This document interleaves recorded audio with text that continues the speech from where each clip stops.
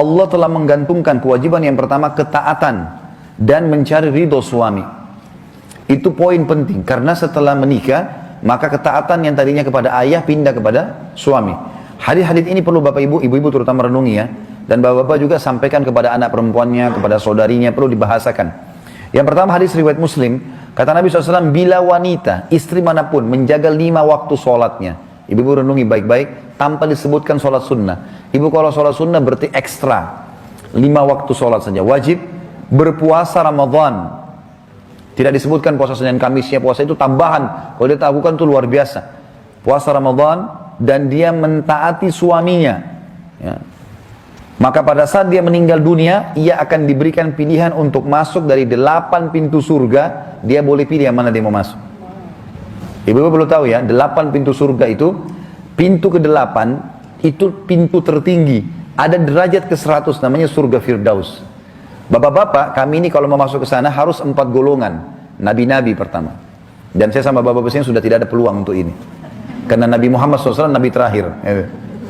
Yang kedua harus Siddiq. Siddiq ini tidak pernah bohong seumur hidup. Ya. Di antara sahabat yang dapat julukan Siddiq, Abu Bakar. Tidak semua sahabat. Ini juga kecil peluangnya. Yang ketiga adalah syuhada. Syuhada harus perang, mungkin dilukai sama musuh, mati syahid. Ini juga butuh perjuangan besar. Yang keempat masih ada peluang, jadi orang soleh. Azan ke masjid, sholat, taat, nah ini masih bisa ada peluang. Ibu-ibu jaga 5 waktu sholat, puasa Ramadan, layani baik-baik tuh suami, mati bisa pilih. Yang ke-8 ya Allah surga Firdaus, bayangin. Makanya syaitan suka membuat ibu-ibu bangkang sama suaminya. Karena dengan dia saja sudah masuk ke surga, gitu kan? Jadi saya bahasakan begini Bapak Ibu sekalian, tidak usah lihat siapa pasangan kita, tapi lihat bagaimana Allah gantungkan haknya dia di kita. Gitu. Kita bisa dapat surga dari dia, cuma bertugas sampai meninggal kok. Enggak lama orang bertugas. Ya. Loh iya, betul. Perhatikan ibu-ibu ini penting sekali ya. Bapak-bapak juga sampaikan kepada anak-anaknya, perempuan, saudarinya. Kata Nabi SAW, semua istri yang taat sama suaminya. Padahal yang ma'ruf ya. Ma'ruf ini maksudnya adalah bukan pelanggaran agama. Semua istri yang taat sama suaminya. Maka seluruh burung-burung yang berterbangan di langit, seluruh makhluk yang ada di air, bahkan para malaikat di langit, juga matahari dan bulan memohon ampun untuknya. Taat sama suami nih, buatin saya teh, ya. Buatin saya kopi, ya. Temani saya duduk, ya. Itu saja bu, nggak ada susahnya. Enggak, duduk aja sendiri, saya nggak mau. Kenapa nggak mau ini? Ayo duduk temani saya sini, sudahlah. Ya. Harusnya dilayani. Ini bayangkan ya, semua ini, semua burung-burung, semua makhluk di air, semua malaikat di langit, matahari dan bulan memohon ampun untuknya selama ia dalam keridhaan suaminya. Tahu ridho itu apa bu? Ibu harus tahu ridho. Ridho itu gini, kalau ada orang minta-minta, misalnya orang miskin minta, dia minta duit, tolong bantu saya bu, tolong bantu saya pak, 100 ribu, saya butuh duit 100 ribu rupiah. Terus kita kasih dia, ini saya kasih 50 ribu deh, itu belum kita ridhohkan dia. Kita kasih 100 ribu pun belum kita ridhohkan. Kita sudah memberi dia menyelesaikan tugasnya, menyelesaikan bebannya. Tapi ridho itu gini, dia minta 100 ribu, kita kasih 1 juta. Berarti kita buat dia ridho di situ. Karena di atas kebutuhan dia. Yang itu. Itu yang dimaksud dengan ridho. Kata Nabi SAW, selama dia masih dalam keridhaan suaminya. Suaminya biasanya kalau ibu sangat luar biasa baik, maka mungkin dengan masakan yang dimasak, dia tidak akan makan di luar. Mungkin dia makan pun sedikit, dia luangkan waktu untuk makan di rumah. Dia selalu ingin cepat pulang, karena selalu dengan senyuman, dengan tatapan mata yang baik, dengan sambutan yang baik. Itu semua yang ada. Kata Nabi SAW, wanita ahli surga, wanita yang kalau kau lihat kepadanya kau akan senang. Kalau kau perintahkan maka dia akan menjalankan. Ini maksudnya. Dan tidak ada seorang istri pun, sebaliknya kata Nabi SAW, yang durhaka pada suaminya, maka ia akan dilaknat. Laknat itu diangkat berkah hidupnya oleh para malaikat. Malaikat mohon kepada Allah agar diangkat berkah hidupnya. Dan seluruh manusia, tidak ada seorang istri pun yang memalingkan wajahnya dari suaminya dengan sombong, mungkin kena harta, mungkin kena kecantikan. Dia selalu buang muka dari suaminya, menganggap suaminya dianggap remeh. Tidak ada seorang istri pun memalingkan wajah dari suaminya kecuali ia dapat murka Allah, sampai yang membuat suaminya tersenyum atau tertawa dan membuatnya ridho. Setiap istri yang keluar dari rumah tanpa izin suaminya maka akan dilaknat malaikat sampai dia pulang.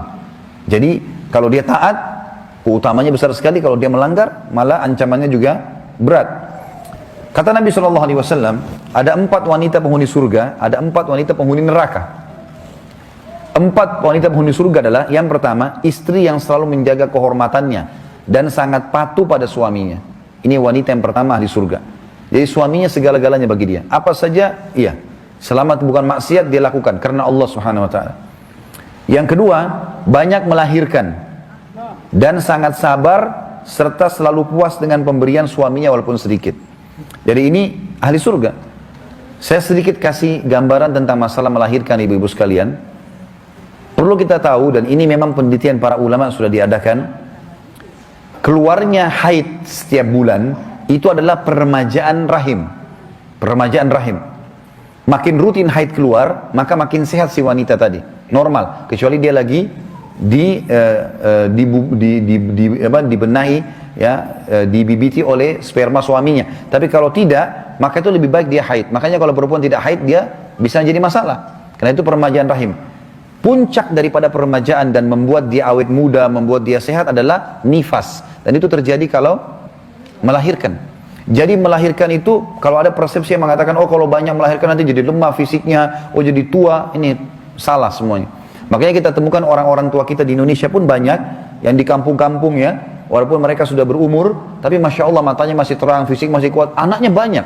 Karena pengaruhnya di situ. Allah nggak mungkin membuat ibu hamil, dan suami tidak mungkin hamil. Cuma satu pihak.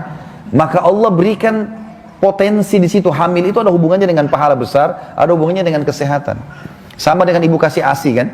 Kalau kita kasih ASI sebenarnya sehat. Banyak orang menganggap, oh kalau kasih ASI itu nanti akan mengganggu payudara dan seterusnya. Itu nggak benar. Padahal itu sebenarnya peremajaan. Karena dia akan sehat dengan sendirinya. Gitu. Seperti itulah. Makanya Nabi SAW mengatakan banyak melahirkan.